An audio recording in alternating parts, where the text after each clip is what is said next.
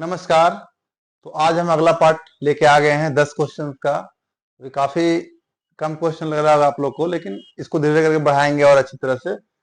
तो देखिए 11 नंबर जो क्वेश्चन है, इसमें कह रहा है यदि धीरज 25 सेकेंड में 100 मीटर चौड़ी सड़क पर पार कर सकता है, धीरज की गति क्या है। यानी इसका चाल निकालना है। काफी इजी क्वेश्चन है, एसएससी जीडी में आया हुआ था। तो देखिए चौड़ी सड़क है, दूरी कितना हो गया 100 मीटर, और समय क्या है 25 सेकेंड। यानी चाल बराबर क्या होता है दूरी बटे समय। अब बस इसको कर दीजिए 25 गुने 4 यानी 4 मीटर प्रति सेकेंड। अगला क्वेश्चन जो है इसमें अब कह रहा है एक लंब वर्तुल शंकु, एक लंब वर्तुल शंकु का आयतन जो है उस लंब वर्तुल बेलन के आयतन के समान है। यानी शंकु का जो आयतन है ना, यानी equal 3 pi are square H, ये जो है बेलन के आयतन के बराबर है। यानी बेलन का आयतन क्या हो गया पाई आर स्क्वायर एच। ये दोनों का, शंकु का और बेलन का आयतन समान है, तो दोनों का जो फॉर्मूला है वो लिख दिए। अब कह रहा है जिसकी ऊंचाई 48 सेमी, यानी उस बेलन के बारे में बता रहा है कि बेलन का जो ये ऊंचाई है ना, ये कितना है 48 सेमी है। ठीक है, और इसके आधार का व्यास जो है 20 सेमी है। आधार का व्यास यानी अगर 20 सेमी है तो उसकी त्रिज्या क्या हो जाएगा, आधा हो जाएगा, यानी 10 सेमी। यानी आर बराबर क्या हो गया यहाँ पे, आर बराबर देखिए क्या है 10 है।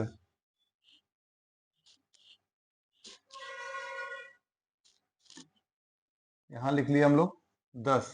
अब कह रहा है यदि शंकु की ऊंचाई, यहाँ शंकु का ऊंचाई भी दिया हुआ कितना 16, तो इसके आधार का व्यास क्या होगा। यानी ये जो है त्रिज्या या बराबर आर, ये निकालेंगे। उसके बाद व्यास निकालना होगा तो क्या करेंगे 2r, यानी सीधे इसका डबल कर देंगे। तो चलिए इसको सोल्व करते हैं। सबसे पहले क्या लिखा हुआ है 1/3 पाई आर स्क्वायर, आर स्क्वायर तो पता नहीं है। एच बराबर दिया हुआ कितना, एच बराबर दिया हुआ 16, तो यहाँ पे 16 लिख देंगे बराबर pi are square h. Pi r बराबर क्या दिया हुआ 10, यानी 10 का स्क्वायर गुने एच बराबर क्या दिया हुआ 48। बस अब इसको सोल्व कर लेते हैं। पाई पाई दोनों साइड कैंसिल हो गया। ठीक है, अब ये 16 है, 16 गुने 3, और ये 3 जो है यहाँ पे इधर आगे क्या हो जाएगा गुना में हो जाएगा, तो इसको भी ऊपर लिख लेते हैं। यानी आर स्क्वायर बराबर क्या हो गया 10 का 10 गुने 10, यानी 10 का स्क्वायर है 10 गुने 10 हो गया, और फिर बच गया 3 गुने 3। ठीक है, यानी आर बराबर क्या निकल जाएगा, दो में से एक बार, यानी वर्गमूल जब निकालेंगे इसका हम, तो 10 गुने 3 आ जाएगा। यानी आर बराबर हो गया 30। तो यहाँ दे रहा है 2r बराबर, यानी इसका व्यास निकालना है, तो 2r बराबर क्या हो जाएगा 60 आंसर। तो इसमें जो है ऑप्शन सी सही है। अगला क्वेश्चन देखते हैं क्या है। अगला क्वेश्चन में कह रहा है यदि 80 वस्तुओं का क्रय मूल्य 50 वस्तुओं के विक्रय मूल्य के समान है तो लाभ प्रतिशत क्या होगा। 80 वस्तुओं का क्रय मूल्य जो है 50, यानी 80 वस्तु अगर खरीदता है और 50 वस्तु ही बेचता है तो उतना पैसा उसे मिल जाता है, तो लाभ परसेंट कितना निकलेगा। देखिए 80 वस्तु यानी 80 रुपया में खरीदा, तो एक वस्तु का मूल्य क्या हो गया 1 रुपया। ठीक है, अब जो है 80 रुपया कमा लिया, 80 रुपया कमा लिया कितने वस्तु बेचने पे, 50 वस्तु पे ही बेचने पे वो 80 रुपया कमा लिया है। तो जितना भी वस्तु है 50 वस्तु बेचा 80 रुपया में, उसका एक का दाम निकाल देंगे, तो इसको कैंसिल कर दीजिए 0, यानी 1.6 आ गया इसको। ठीक है, यानी एक वस्तु का मूल्य जो है 1 रुपया 60 पैसा हो गया। यानी 1 रुपया में खरीदता है और 1 रुपया 60 पैसा में बेचता है। तो अब क्या हो गया, इसको परसेंटेज निकाल लेंगे। परसेंटेज तो ऐसे ही है, सिंपल है 60%, यानी जब 60% यहाँ बढ़ रहा है और इसे निकालना अगर हो परसेंटेज, तो 0.6 गुने 100 और बटे क्रय मूल्य, क्रय मूल्य यानी 1 रुपया, एक डाल दीजिए, तो यहाँ पे सोल्व हो जाएगा, यानी 60% आंसर ऑप्शन सी। देखते हैं अगला क्वेश्चन। अब इसमें कह रहा है यदि x y से 30% कम है और z y से 50% कम है, दोनों दोनों कम किससे है? y से है। यानी देखिए x, y और z। अब x भी कम है y से और z भी कम है y से, यानी y अगर हम 100 मानते हैं तो x कितना कम है? 30% कम है, यानी ये कितना हो गया? 70। ठीक है। और z जो है y से 50% कम, यानी z जो है ये y से 50% कम है, यानी 50 कम है। तो अब देखिए, अब कह रहा है कि तो z x से कितने प्रतिशत कम है। z के बारे में बता रहा है कि x से कितना, देखिए कितना कम है पहले ये निकाल लेते हैं, कितना कम है? यानी 20 कम है। अब इसका परसेंटेज निकालेंगे तो 20 गुने 100, और अगर कम है तो इसका कितना से कम है? यानी 70 से कम है, तो यानी 70 यहां लिखेंगे। एक जीरो कट गया, 200/7। अब इसको सोल्व कर लीजिए। 7 14 और 7 56, और 56 के 4 आ गया, यानी 7 5 35, 7 7 49, 28.57 यहाँ पे आ रहा है। हालांकि ऑप्शन में 28.56, मतलब ये ऑप्शन 3 नंबर सही है। अगला क्वेश्चन देखिए क्या है। यदि 2a 3b और 2a बराबर 3b बराबर 7c, तो abc का अनुपात निकाले। देखिए इसमें 2a अनुपात 3b अनुपात 7c। अगर ऐसा है अनुपात निकालना हो तो सीधे क्या कीजिए, 2 3 और 7 का एलसीएम निकाल लीजिए। एलसीएम कितना आ जाएगा? 42, 42, 42 और 42 आ गया। ठीक है ना, यानी एलसीएम इसका 42 है। यानी 2 को काट दीजिए 21 से, 3 को काट दीजिए 14 से, 7 को काट दीजिए 6 से, यानी यही जो है इसका अनुपात निकल गया, 21:14:6, यानी ऑप्शन नंबर ए। अगला क्वेश्चन देखिए 16 नंबर में क्या कह रहा है। एक ट्रेन एक समान चाल से चल रही है। एक ट्रेन जो है एक समान चाल से चल रही है। ट्रेन 35 सेकंड में 340 मीटर की लंबाई और 38 सेकंड में 460 मीटर की लंबाई के पुल को पार करती है। ट्रेन की चाल देखिए, ट्रेन का चाल निकालना है। ठीक है, तो इसमें देखिए क्या है, 38 सेकंड में 460 मीटर की लंबाई जा रहा है 38 सेकंड में, और 35 सेकंड में 340 मीटर की लंबाई को पार करता है। तो इसमें देख लीजिए कि 3 सेकंड में कितना जाएगा, माइनस करके देखते हैं। 3 सेकंड में यानी कितना हो गया, 100। 3 सेकंड में जो है 120 मीटर दूरी चल रहा है। तो जो दूरी निकल गया, समय निकल गया, तो हमें चाल निकालना है। तो चाल वही हो गया दूरी बटे चाल, यानी 40 मीटर प्रति सेकंड। लेकिन यहाँ दूरी आंसर जो दिया हुआ किलोमीटर प्रति घंटा में। देखिए किलोमीटर प्रति घंटा में क्या होता है कि अगर किलोमीटर प्रति घंटा से मीटर प्रति सेकंड बनाना है तो 5/18 से गुना करना पड़ता है, और मीटर प्रति सेकंड से अगर किलोमीटर प्रति घंटा बनाना है तो 18/5 से गुना करेंगे हम लोग, यानी 40, ये क्या करेंगे 18/5, 5 गुने 8, 18 गुने 8 क्या हो जाएगा 144, यानी ऑप्शन नंबर डी। अगला क्वेश्चन देखिए 17 नंबर। अब 17 में कह रहा है यदि संख्या n1 और n2 का औसत 17 है। n1 और n2 का औसत, औसत मतलब क्या हो गया, यानी इसका डबल अगर करेंगे, एवरेज निकल गया दोनों का, अगर इसका डबल करेंगे तो पूरा संख्या निकल जाएगा। और n2 n3 का औसत कितना, 44।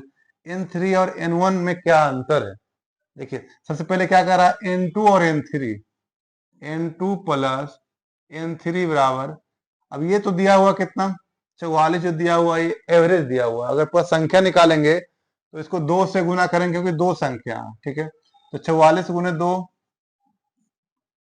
यानी क्या हो गया 88।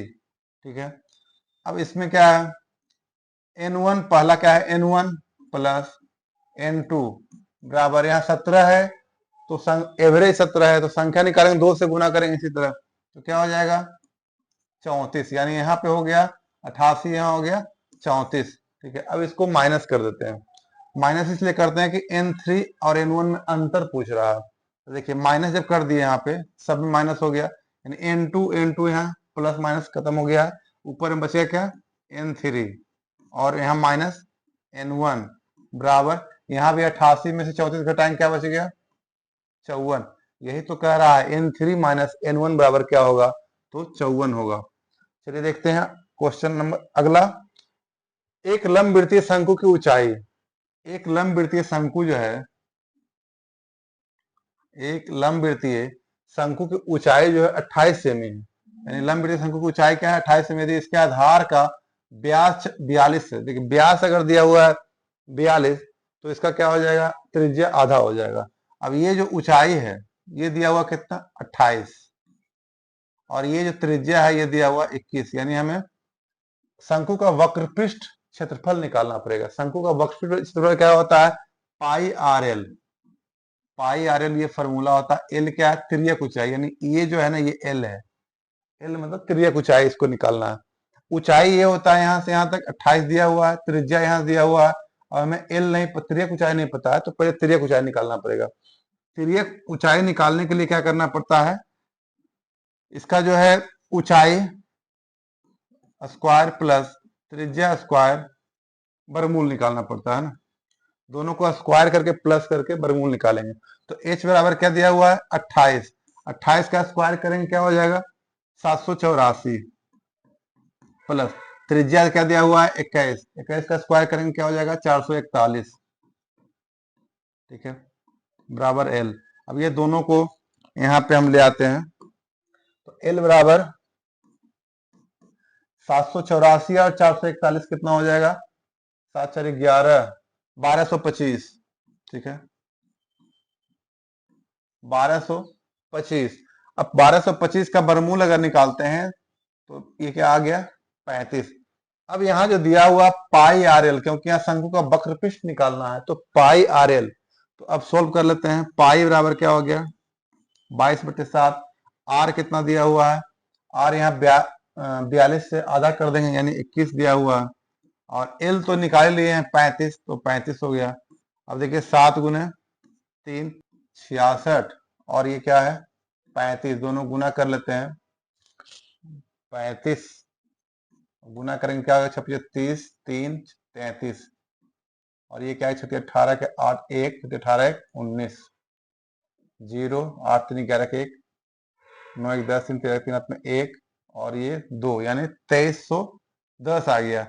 2310 यानी ऑप्शन नंबर जो है इसका बी बिल्कुल सही है। यानी इसका शंकु का वक्रपृष्ठ का फॉर्मूला जो होता है पाई एल सब निकाले तो 2310 सेमी स्क्वायर आ रहा है। चलिए देखते हैं अगला क्वेश्चन।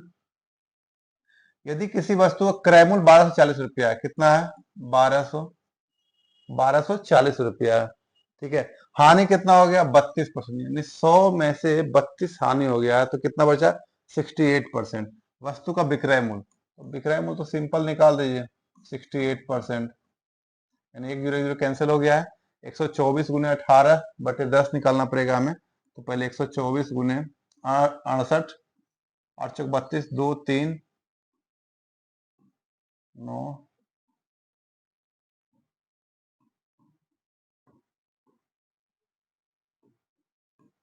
यानी 8432 आया है। जब नीचे 10 है तो उसको ऊपर ले जाएंगे, दशमलव में क्या आ जाएगा, यहाँ एक दशमलव ऊपर जाएगा, यानी 843 और 20, ये ऑप्शन नंबर बी होगा इसका। इसमें कुछ नहीं है, क्रय मूल्य दिया हुआ 1240, उसका हानि निकालना है 32%, यानी 68% निकाल दीजिए सीधा, इसका आ जाएगा। अगला क्वेश्चन है, शहर ए की औसत दैनिक वर्षा सप्ताह के पहले 2 दिन 105 था। ये शहर में जो वर्षा हुआ है उसका दैनिक एवरेज मतलब निकाल दिया हुआ है इसमें, ठीक है ना। 2 दिन का दिया हुआ कितना 105, तो क्या हो जाएगा 210 2 दिन का। अगले 3 दिन का क्या दिया हुआ है, यानी 3 गुने 84, ये कितना हो जाएगा 252। अगले 2 दिन का क्या दिया हुआ, अंतिम 2 दिन जो बचा पूरा 7 दिन होता है, यानी 49 दिया हुआ, यानी कितना हो गया 98। अब ये पूरे जो है शहर ए है, शहर ए का दिया हुआ पूरा, तो इसमें 8 2 10 1 9 1 10 15 1 16 6 8 में 1, ये 560 आया शहर ए का। और अब आगे दिया हुआ शहर बी, यहाँ का कुल जो है शहर बी का जो दिया हुआ है यहाँ का 455 दिया हुआ है, तो इसका 455 निकाल लेंगे।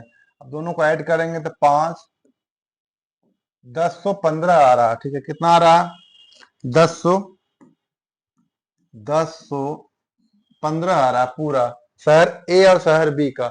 अब कह रहा है इसका एवरेज निकालना, औसत निकालना। क्या निकालना है औसत, यानी दोनों शहरों को मिलाकर औसत दैनिक वर्षा कितना होगा, यानी 7 दिन में ये पूरा है तो उसका एक दिन का निकालना है, यानी एवरेज निकालना है। तो ये कैसे निकलेगा, बस 7 से डिवाइड कर दीजिए इसको, कितना आ गया 7, 3 1 4 7 5 35, यानी 145, यानी ऑप्शन नंबर डी। तो ये था आज का क्वेश्चन, 10 क्वेश्चन जिसको सोल्व किए हैं।